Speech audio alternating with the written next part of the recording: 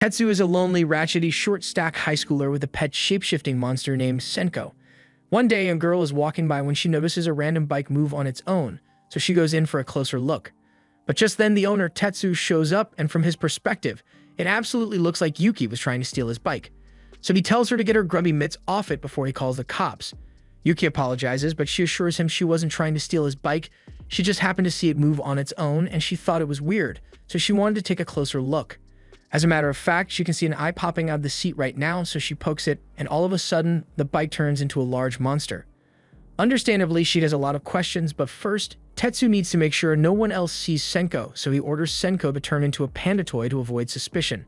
He explains the situation to her and makes her promise not to tell anyone else about his shape-shifting monster pet. All of a sudden, a random dude shows up out of nowhere, and he's got a monster as well. Shu says he wants Tetsu to hand Senko over, but Tetsu has no intention of doing that, so he turns Senko into a pair of scissors and cuts off one of the tentacles on Shu's monster. Senko ends up getting swatted away, but the damage dealt was enough to limit Shu's monster's mobility, so Tetsu turns Senko into a car and drives away. Later that day, Shu corners Yuki on her way home and demands that she tell him where Tetsu and Senko went because he wants that shape-shifting ability. She says she has no idea where he is because she literally just met him today, and you'd think Shu would be chill about it since this girl obviously has nothing to do with this whole mess. But nope, he kidnaps her and drops her on the ledge of a random building because he figures Tetsu would have to come save her eventually. Meanwhile, on a different rooftop, Tetsu is sitting with Senko, just minding his own business, but all of a sudden, Senko somehow notices Yuki in trouble, so he immediately swallows Tetsu and turns into a plane so he can fly over and help. Once they eventually arrive, Tetsu asks Yuki what she's doing up here since it's really dangerous, but it's not like she had much of a choice in the first place. She asked him to just get her down already, but just then, a kilometer away, Shu and his monster grab a tower antenna and launch that thing at supersonic speed, right on top of Tetsu and Senko. Thankfully, the damage wasn't too severe, but Senko's arm was ripped off in the process, leaving him weakened, but a moment later, he regenerates it somehow. Shu then teleports next to Senko with his giant monster, and Yuki doesn't want to let him hurt Senko. But there's not much she can do, so Tetsu opens up a door and pulls her into Senko for safety. Inside, she finds Tetsu writhing in pain because in order to heal his dismembered arm, Senko apparently ate Tetsu's arm entirely, and that shit hurt like hell, so he's not going to be able to think straight, much less fight for the next few minutes. However, if they don't do something quickly, then Shu is going to devour Senko. So Yuki comes up with an idea and asks Senko to switch control from Tetsu to her.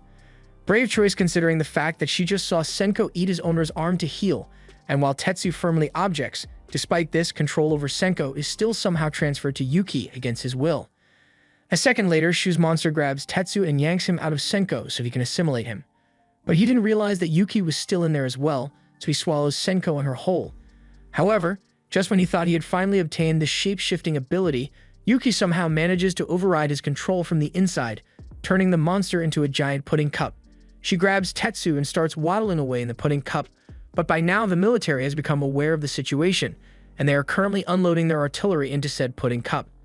To protect herself, Yuki ends up turning it into a walnut with a hard shell, and in the meantime, Tetsu finds and manages to detach Senko from the giant monster, but he's seen a lot smaller now, and once he is officially separated, Yuki's control shifts from the giant monster back to Senko.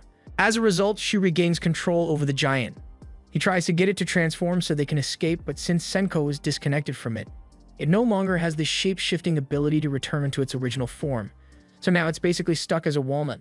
Moments later, Yuki turns Senko into a baseball bat, and before Shu can react, she proceeds to crack him upside the head with it.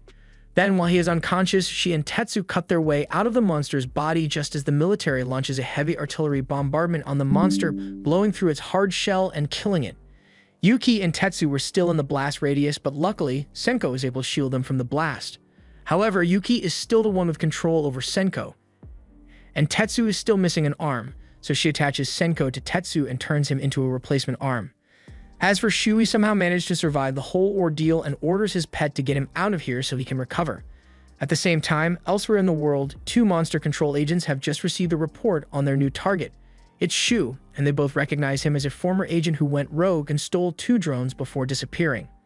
Now it's their job to bring him back, but Kanami reads a little further into the report and finds out that Shu apparently lost one of his monsters during a fight against another monster user. The file identifies Tetsu as the monster user in question, and Kanami seems to be interested in him. Mostly because she thinks he is cute, but also because he could be a lead on finding Shu. After all, her satellite monsters can't locate someone with the ability to go invisible whenever he wants. Meanwhile, back at school, Tetsu is helping Yuki get a shuttlecock out of a tree with Senko, but he really wishes she'd give him control over Senko again because he's getting sick of not being able to transform him without her. Yuki tells him she's not intentionally keeping Senko away from him, but she really doesn't know how to transfer back, so until she figures it out, they are stuck like this. Later that day, Tetsu is spending some alone time on the roof when all of a sudden, Kaname and her drone land next to him. She gets out its mouth and notices that Tetsu's arm has an eye on it, so she tries to grab his arm to get a closer look, but she ends up falling on top of him. And that's when Yuki walks in.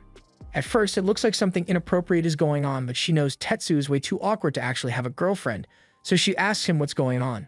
Just then, Tsurumi peeks over the wall, and although Kaname is technically just meant to be looking for Shu, she decides to capture Tetsu first because he's interesting. Tetsu realizes they are in danger, so he tells Yuki to turn Senko into something he can fight with, but unfortunately, a blade isn't very effective against Tsurumi, so Tetsu gets slammed to the floor. Kaname demands that Tetsu tell her where Shu is, but neither he nor Yuki has any idea where Shu went, so they got nothing to tell her. Just then, Kaname feels something tugging her head, and she realizes it must be Shu, so she orders Tsurumi to fire a laser to stop him. The laser cuts the tentacle off, and Shu reveals himself, but just when Kaname thinks he's about to fight her, he reveals that she isn't actually his target today, and by the time she realizes that, he has already grabbed Tetsu and Yuki and disappeared. He takes them to a local shop, and long story short, he wants to propose a truce with them as long as they help him take down Kaname. Yuki immediately nopes out of there because she doesn't trust Shu at all, and Tetsu doesn't trust him either, but Shu convinces Tetsu to hear him out by promising to help him regain his link to Senko. Meanwhile, Yuki has just been dragged into a car by Kaname and Gotoda, but he's starting to feel a little uncomfortable about this because with Yuki struggling so much, it makes him feel like a kidnapping accomplice. Kaname reminds him that they really are kidnapping her, so he should just hurry up and drive away before someone spots them. They later take her to a park and inform Yuki that they are special agents in charge of taking care of dangerous monsters called drones all across the world. Shu is one of their road members, so they need to capture him before he does any real damage, and they need Yuki's help to do it. They ask her to lure the others out so they can confront them for the greater good. Yuki is having second thoughts about trusting the person who kidnapped her off the street earlier, but she's got no loyalty to Shu, so she doesn't mind helping them catch him. But as for Tetsu, Yuki is no backstabber, so she later tells him straight up that Kaname and Gotoda asked her to bring him to them. He agrees to the meeting, but only under the condition that they meet in an isolated area of the city, and that they do it at night because he doesn't want Kaname's satellite drone spotting them. Yuki thinks it's a little too risky to go at night since he might get into trouble, but he says if she's so worried about him, then she can come help him if she wants. Yuki ends up doing just that, so later that night, she and Tetsu make their way into the abandoned section of the city, and there, they are confronted by Gotoda and Kaname. Kaname says she's glad Tetsu actually decided to show up, but Tetsu already has a good idea about why she wanted to see him, so he says there's no way he's going to work with her. This annoys Kaname, so she says that if he's going to be uncooperative, then she's just going to force him to comply. Tetsu asks Yuki to transform Senko when he gives this signal, and she's really confused by his request, but he promises to explain everything once they are done here, so she goes along with it for now. As Kaname orders Tsurumi to attack, Tetsu yells for Yuki to give him a weapon, so she turns Senko into a gun, but regular bullets don't seem to be effective against this thing, and Tetsu ends up getting grabbed. Kaname looks really smug because she thinks she has won, and she asks Tetsu if he is finally ready to do as he is told, but he's still got one trick up his sleeve. He tells Yuki to transform Senko now, so she does as he says and turns Senko into a large sheet, completely blocking Tsurumi's view.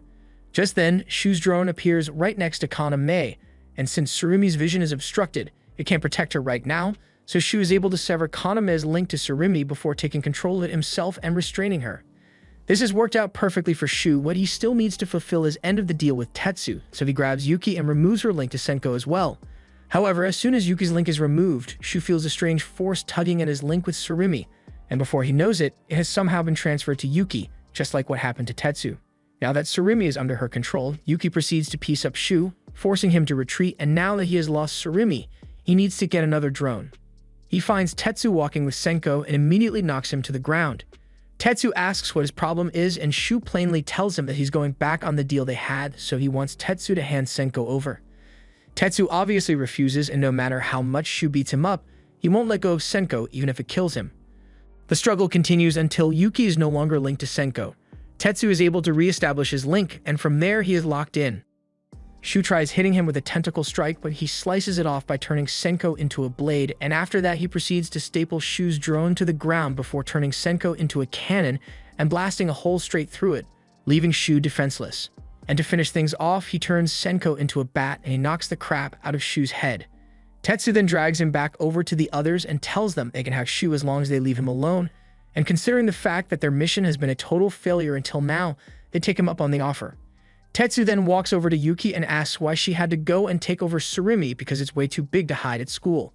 They then take off, and Kaname is a little pissed that Yuki stole Surimi from her, but she could always ask her grandpa to get her a new one, so it doesn't bother her too much.